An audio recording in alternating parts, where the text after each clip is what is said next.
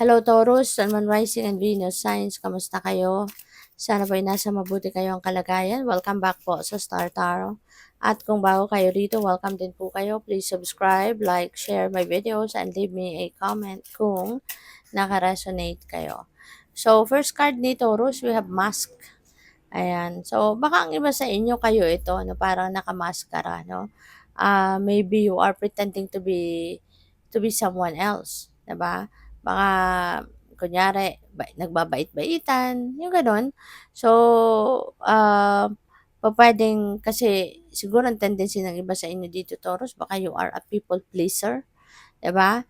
So, instead na i-express mo kung ano talaga yung totoo mong saloobin, totoong iniisip mo, pupuwedeng hindi yun ang ginagawa mo. Maybe you are projecting to be someone else para na magustuhan ka nila, 'di ba? Para mag-approve sila sa'yo, yung gano'n. Kaya pupuwedeng, iniiba mo yung bearing mo sa sarili mo, yung pinapakita mo sa ibang tao para na i-approve ka nila, 'di ba? Para na matuwa sila sa'yo, yung gano'n. But you don't need that, 'di ba? You don't need that kasi kung sino ka mas magandang pinapakita mo yung honesty mo, pinapakita mo yung authenticity mo. Kasi tingin ko 'no, opinyon ko lang naman, mas maa-appreciate 'no, ng ibang tao lalo kung ano yung totoong ikaw, 'di ba? Kung sino ka, mas magandang pakiramdam na matanggap ka nila, i-approve ka nila or, tanggapin ka nila sa buhay nila or sa grupo nila, 'di ba? Kung sino ka talaga, yung gano'n. Pero ayun, so ang iba sa inyo maybe you are wearing a different mask, 'no, puwedeng gano'n.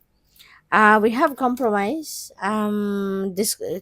this could be a, work situation kasi, naka-work outfit sila. So, pupuwedeng magko-compromise kayo kasi pupuwedeng merong mag-stand as a mediator in between you and, that person na kung sino man yung hindi ninyo kabati, 'no? Puwedeng ang iba sa inyo rito is going to enter a compromise para na magkaayos na kayo. Maaari ng iba sa inyo is going to enter, a compromise kasi para na ma-fix ninyo yung inyong relationship, para hindi masayang, hindi mapunta sa wala, hindi ma hindi ma-waste kumbaga 'no, yung mga pinagsamahan ninyo in the past. Kaya po puwedeng papasok na rin kayo sa kompromiso, makikipagbati na kayo, makikipag-ayos na kayo, 'di ba?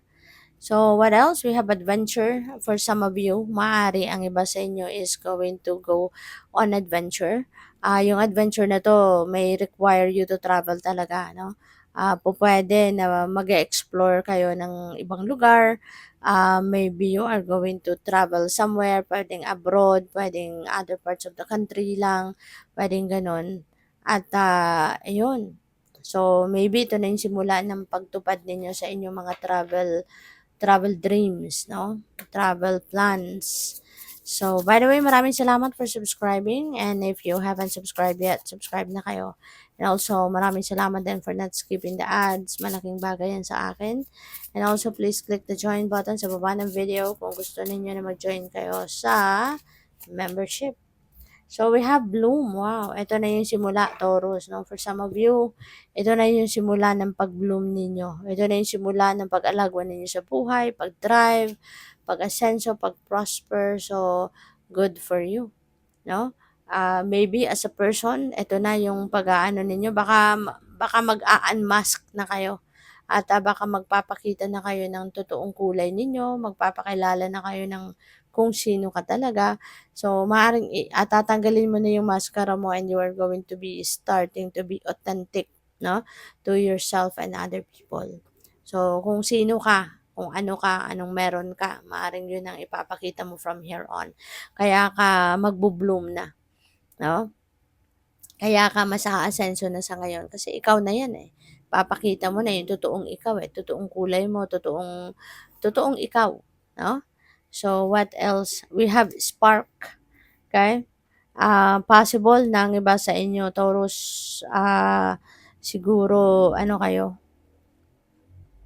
um, pupuwedeng meron ditong, yung parang ang naririnig ko side hustle 'no, baka meron ditong panibagong side hustle na pupuwedeng, alam mo 'yun, mag-ano, side hustle na pupuwedeng, pupuwedeng magkaroon kayo ng pagkakataon na makita ninyo 'yan, i-offer sa inyo 'yan. Pupuwedeng kumbaga parang light bulb moment ito na all of a sudden magkakaroon kayo ng idea, 'di ba, para sa isang bagong pagkakakitaan, yung mga gano'n, 'no? So, we have guidance, maaari na yung guidance na 'to is, what you are going to receive, is what you are going to have, 'di ba? Baka gagabayan kayo ng Divine Universe sa ngayon, Taurus. Maaari na kayo ay, gagabayan ng divine at, so pay attention kayo 'no, pay attention kayo sa divine guidance 'no, na ibibigay sa'yo ng divine. Pupuwedeng intuition 'yan, pupuwedeng mga signs, symbols, synchronicities, mga gano'n. Maaaring sa mga gano'ng pamamaraan ka papadalhan 'no, ng gabay. Kaya pay attention kayo sa mga mare-receive ninyo, na mga impormasyon, okay? What else? We have hope. Ang ganda. Siguro ano 'to, ang iba sa inyo are going to be very hopeful about your situations, okay? So 'yun, maganda 'to na maging punong-puno kayo ng pag-asa kasi when you are full of hope, walang room ang negativity dito, 'di ba? When you are full of hope, as in you will be attracting, positive things, you will be attracting good things, you will be attracting good, results 'no, sa buhay ninyo, Taurus. Kaya that's really beautiful. Possible din 'no, Taurus, na when there is hope, when there is hope sa puso ninyo, you will be attracting positive situations, positive things 'no, into your life. Kaya dapat ano lang kayo, kumapit lang kayo sa pag-asa, kumapit kayo sa hope and faith ninyo para na, magkaroon kayo ng ano, ng, pagkakataon na maka-attract kayo ng mga magagandang bagay 'no, at magagandang sitwasyon sa buhay ninyo. Magiging optimistic din kayo, yung gano'n ba. So, we have self-love, importante din ito, Taurus, na unahin din ninyo yung pagmamahal ninyo sa inyong sarili. Maybe it's about time na for you to, maybe it's about time na for you to express the love for yourself, okay? At, nang sa gano'n, ano kayo, anong tawag dito, maalagaan niyo naman ang inyong sarili. Kasi baka lagi kayong, alam mo yun, puro palabas yung pagmamahal ninyo. Lagi kayong nagpapakita ng pagmamahal, ng concern sa iba. Inuuna ninyo yung pag-aalaga sa iba. Pero yung sarili ninyo, maaring naisasantabi ninyo. Maaring yung sarili ninyo, hindi ninyo napapansin. 'Di ba? Kaya, yun, importante, no, na reminder ito para sa inyo. Na it's about time na for you to show yourself some love. Take care of yourself. Okay? Good luck. Thank you for watching Love and Light. Namaste.